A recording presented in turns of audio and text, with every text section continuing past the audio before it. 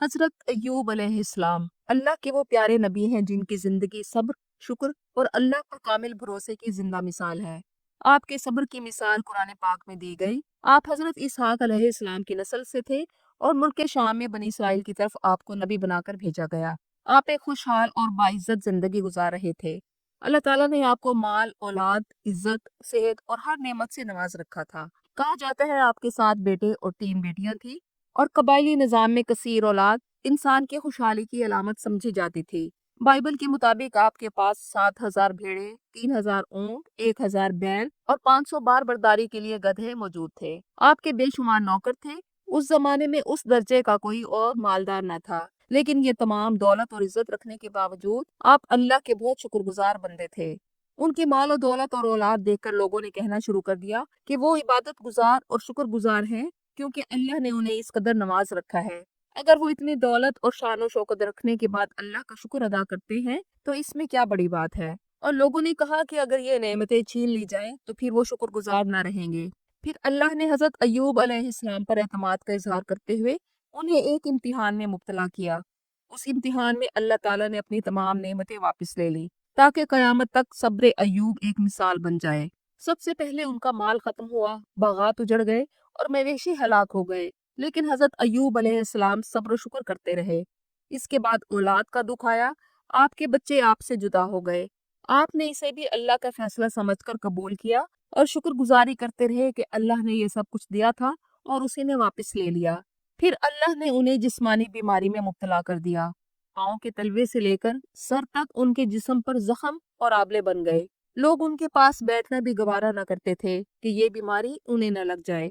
लोग दूर भागने लगे। सिर्फ आपकी वफाशुआर बीवी ने आपका साथ दिया और आपकी खिदमत में लगी रहती। आप घर से दूर एक गार में आ गए और इस बीमारी की हालत में 18 साल मुबैना तौर पर तुर्की में मौजूद इस गार में गुजारे, जहाँ से यहाँ की कसीर तादाद आती है।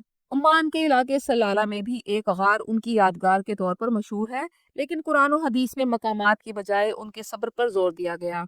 इस तवील बीमारी के दौरान एक दफा उनकी बीवी ने कहा कि ए अल्लाह के नबी, आप अपनी सेहत के लिए अल्लाह से दुआ क्यों नहीं करते। जिस पर हजरत अय्यूब अलैहिस्सलाम ने कहा कि मुझे अपने रब से हया आती है कि मैंने 82 साल सेहत के साथ गुजारे और अब मैं इस बीमारी में उससे सेहत मांगू। एक दफा बीमारी के इस शदीद दौर में हजरत अय्यूब अलैहिस्सलाम ने गुस्से या तकलीफ में अपनी बीवी से नाराज होकर कसम खा ली कि अगर मैं अच्छा हो जाऊंगा तो तुझे 100 कोड़े मारूंगा। और जब बीमारी की शिद्दत बढ़ गई तो हजरत अय्यूब अलैहिस्सलाम ने अल्लाह से इंतहाई आजिज़ी से दरख्वास्त की, जिसे कुरान हकीम की सूरत सौद की आयत नंबर 41 में यूं बयान किया गया। और याद कीजिए हमारे बंदे अय्यूब को, जबकि उसने पुकारा कि ए रब, मुझे शैतान ने शदीद बीमारी और तकलीफ में मुब्तला कर दिया है। और सूरत अल अंबिया की आयत नंबर 83 में यूं बयान किया गया, और अय्यूब पर जब उसने अपने परवरदिगार को पुकारा कि मुझे तकलीफ पहुंची है और तू तमाम रहम करने वालों से बढ़कर रहम करने वाला है। हजरत अय्यूब अलैहिस्सलाम की ये दुआ आजिज़ी और अदब का आला नमूना थी कि शैतान ने उन्हें जिस्मानी और नफ्सियाती तौर पर हर दो तरह की तकलीफ में मुब्तला कर दिया था। और हजरत अय्यूब अलैहिस्सलाम जानते थे कि शैतान भी अल्लाह के इज़्न के बगैर कुछ नहीं कर सकता। उन्होंने अपनी दुआ में शिकवा न किया, बल्कि अपनी मजबूरी का इजहार किया और रब की रहमत का इकरार किया। आपकी दुआ के जवाब में अल्लाह ताला ने फरमाया कि हमने उसकी दुआ कबूल की। सूरत सौद की आयत नंबर 42 में फरमाया गया, जरा अपना पाँव जमीन पर मारिए और ये ठंडा पानी है नहाने के लिए और पीने के लिए। ये अल्लाह का मौजज़ा और हुक्म था। पाँव मारने से जमीन में एक चश्मा जारी हो गया। हजरत अय्यूब अलैहिस्सलाम ने उस चश्मे के पानी से गुस्ल किया और इस नहाने से आपकी जाहिरी बीमारी दूर हो गई और पीने से अंदरूनी सेहत बहाल हो गई। ये शिफा अल्लाह की तरफ से थी। ये कुआं आज भी मौजूद है, जिससे पानी लेकर लोग शिफा के लिए इस्तेमाल करते हैं। सेहत के साथ अल्लाह ने उन्हें उनके अहलो अयाल भी अता कर दिए और मजीद औलाद से भी नवाजा।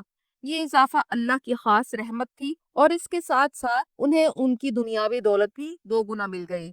बाइबल के मुताबिक उनके पास 14,000 बकरियां, 6,000 ऊंट, 1,000 जोड़ी बैल और 1,000 गधे थे। सही बुखारी की हदीस के मुताबिक नबी करीम सल्लल्लाहु अलैहि वसल्लम ने फरमाया कि सेहतयाब होने के बाद जब अल्लाह ने उन्हें दोबारा माल अता फरमाया तो एक दफा जब वो नहा रहे थे तो अल्लाह ने उन पर सोने की चिड़ियां बरसा दी और हजरत अय्यूब अलैहिस्सलाम इन्हें अपने कपड़े में समेटने लगे तो अल्लाह ताला ने फरमाया कि ए अय्यूब, क्या मैंने तुम्हें काफी गनी नहीं कर दिया। तो हजरत अय्यूब अलैहिस्सलाम ने जवाब दिया, اے میرے رب تیری برکت سے کون بے نیاز ہو سکتا ہے۔ یہ حضرت ایوب علیہ السلام کی طرف سے اللہ کا شکر اور اس کی نعمتوں کی قدر کا اعلیٰ نمونہ تھا۔ جب آپ صحت یاب ہو گئے تو آپ کو وہ قسم یاد آئی جو آپ نے بیماری کے دوران کھائی تھی اور اپنی بیوی کو کہا تھا کہ اگر میں صحت یاب ہو گیا تو تمہیں 100 کوڑے ماروں گا، لیکن یہ بھی جانتے تھے کہ بیوی بہت وفادار اور خدمت گزار تھی جس نے بیماری میں ان کا ساتھ نہ چھوڑا تھا۔ پھر اللہ نے انہیں اس معاملے میں بھی نجات دی اور سورۃ سعد کی آیت نمبر 44 میں فرمایا، اور تم اپنے ہاتھ میں تنکوں کا ایک گچھا لے لو تو اس سے ایک ضرب لگا دو اور قسم نہ توڑو، یعنی اس طرح آپ کی قسم بھی پوری ہو جائے گی اور آپ کی اہلیہ کو تکلیف بھی نہ ہوگی۔ یہ اللہ کی طرف سے نظر پوری کرنے کا آسان، حکیمانہ اور رحیمانہ طریقہ تھا۔ اس کا مقصد بیوی کو تکلیف پہنچانا نہیں بلکہ ایک مشکل نظر سے نکلنے کا آسان راستہ دکھانا تھا۔ اللہ کی طرف سے حضرت ایوب علیہ السلام پر نعمتوں کی بارش اس بات کا اعلان ہے کہ صبر کبھی ضائع نہیں ہوتا۔ مسلم کی روایت ہے، نبی کریم صلی اللہ علیہ وآلہ وسلم نے فرمایا، مومن کا معاملہ بھی عجیب ہے، اس کے ہر حال میں خیر ہی خیر ہے۔ اگر اسے خوشی ملے تو شکر کرتا ہے اور اگر تکلیف پہنچے تو صبر کرتا ہے، اور دونوں صورتوں میں اس کے لیے بھلائی ہے۔